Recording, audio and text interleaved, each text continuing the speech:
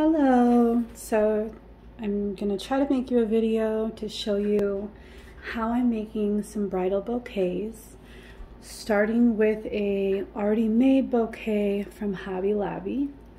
As you can see, it's very scarce.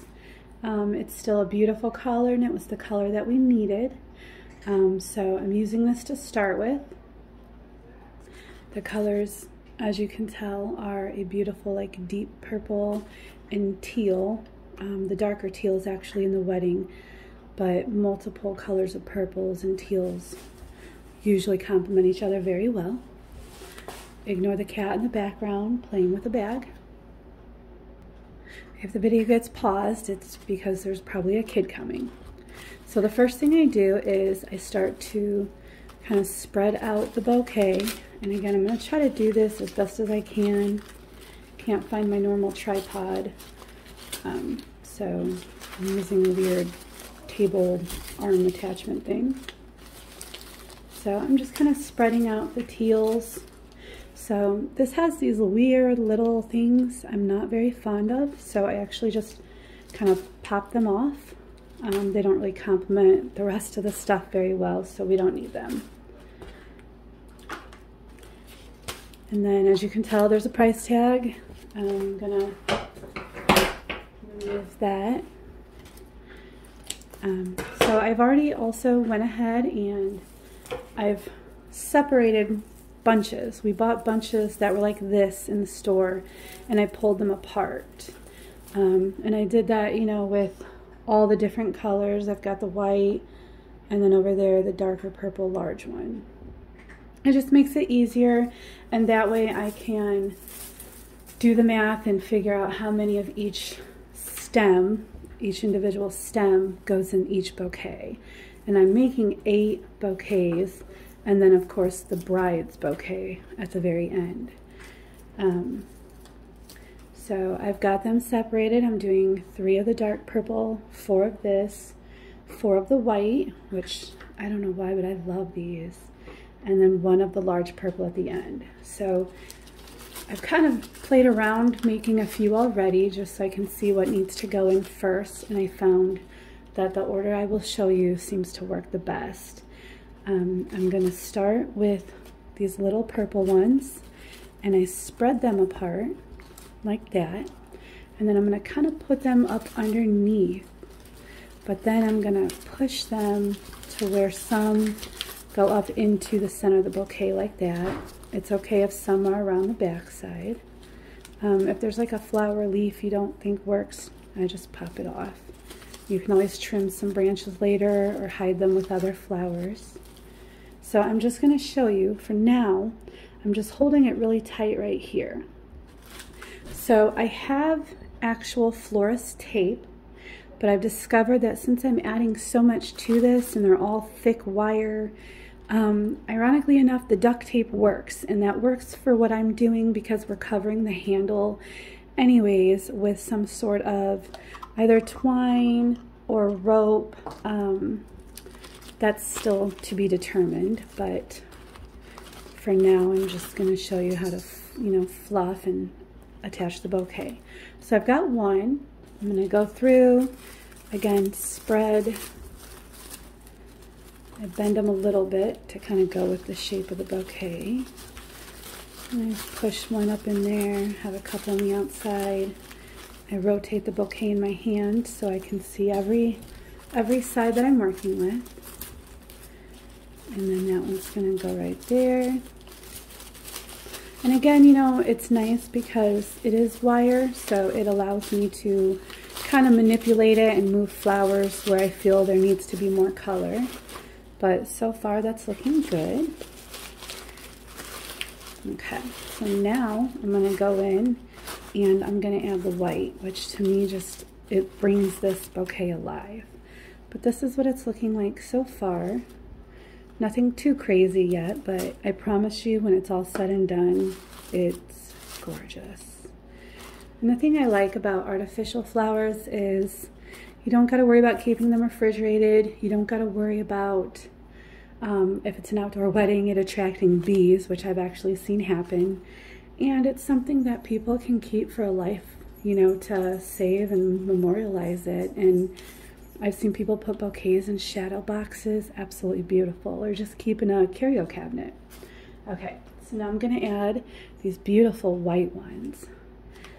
And so I'm kind of eyeballing it. You know, you play around with it because there's lots of little wires and stems, but I like to put one next to the teal and the purple right there.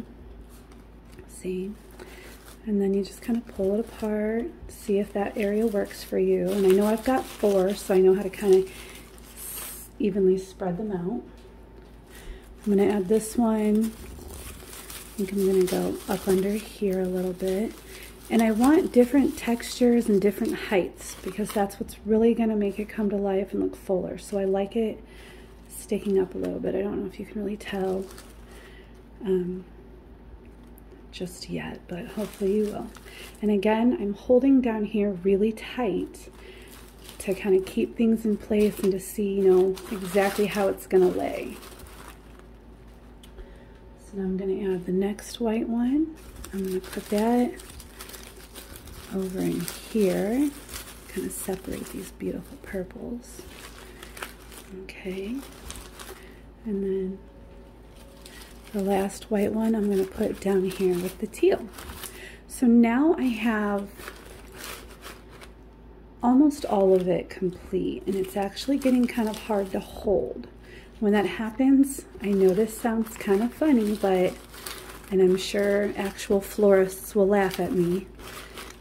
But just so you guys know, I've actually been making bouquets and boutonnieres and corsages for different, you know, events over the years. You know, I'm 38, so this isn't like my first time. So I've got a little experience. I'm just not a professional florist by any means. Just a love for art and creativity and, of course, color. So right now I'm going to do the funny thing, and I'm going to grab a piece of duct tape. It sounds really, really cheesy, but I promise you it will be covered in the end. So I'm going to get it on there, and I'm going to pull really tight because I want all these flowers to kind of come together. And that's going to hold them in place because I actually still have 5 more stems to add.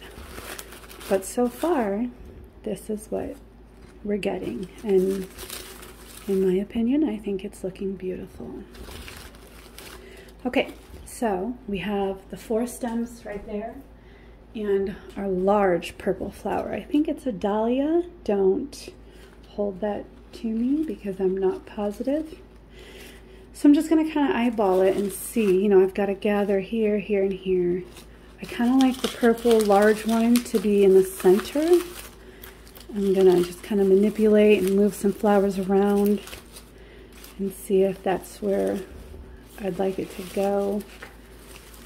I actually think I'm going to push it between these right there.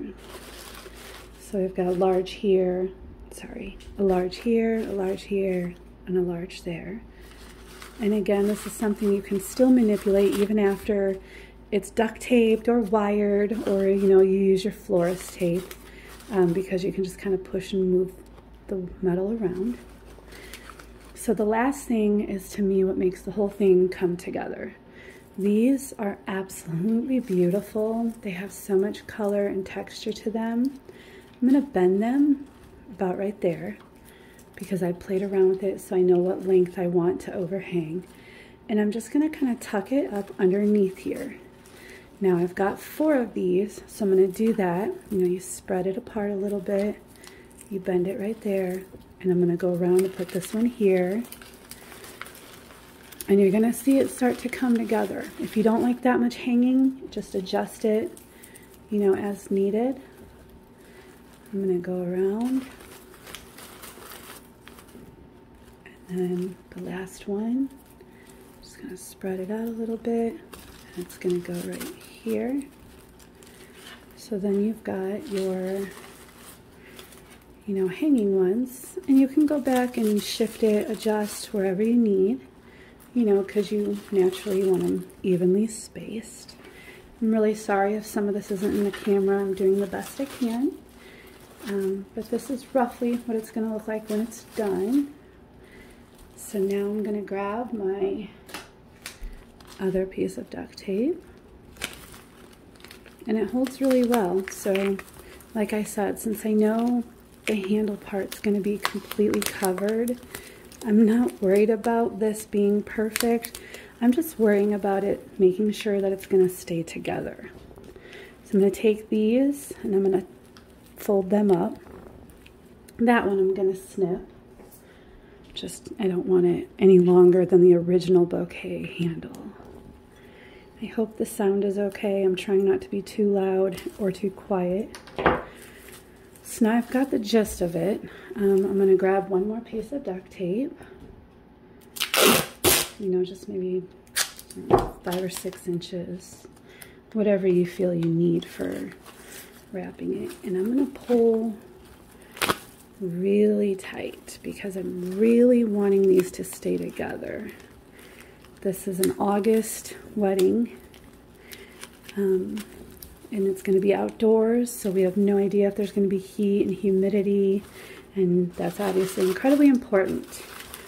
You need to make sure tapes are going to hold. So now I'm just going to kind of rotate it. I'm going to eyeball it. This is what I've got so far, and I absolutely love it. Do you see how the white really makes everything else pop? It's not just, you know, the greenery with the purple and the teal. The white just, I think, ties it all together. Absolutely beautiful. If you don't like so much hanging, you can always, you know, shorten these. You can bend them down a little bit and tape it again. But yeah, so far that's what I've got. That's what the handle looks like right now. I'm going to add a little bit more tape. Again, you want it, you know, to be comfortable in somebody's hand while they're holding it. So being chunky isn't going to be an issue because this is, you know, for mostly women. I'm going to be making small, simple bouquets for a couple of the little flower girls. I forget what she called them, but the little kids that'll partake in the wedding as well. But there you go. That's what I have so far. I've got... This is number 6, so I've got several more to do, and then I've got the bride's bouquet, which I'm nervous and excited about. It's going to have some other flowers added to it so it stands out. It's going to be bigger, and it's going to have flowers tiered down. So I might make a video of making that one as well. But I just wanted to share because I want people to know that anybody can do this. You don't have to have a huge budget. You know, these flowers were all purchased at craft stores, usually when there was flowers on sale. That's why you should want to shop early. You know, we had many months to start buying, so we would buy every time the flowers were on sale. If we knew we needed something else, we'd look for coupons. But pretty much everything we got, you know, when it was 40 or 60% off, and that makes a huge difference. And then if you do things like this at home for yourself, not only is it rewarding, but it just makes sense financially. I'd rather spend the money on memories, you know, like making memories, a honeymoon, than just the decor for the wedding itself. And so I think that it's important that if you can do things yourself to save money, it's really worth it. I mean, in so many different ways. And I'm making this for a friend, and if I knew back then what I know now, I would have definitely had a much more beautiful wedding for myself. But thank you for watching, and I hope this can help somebody in the future. Have a wonderful day.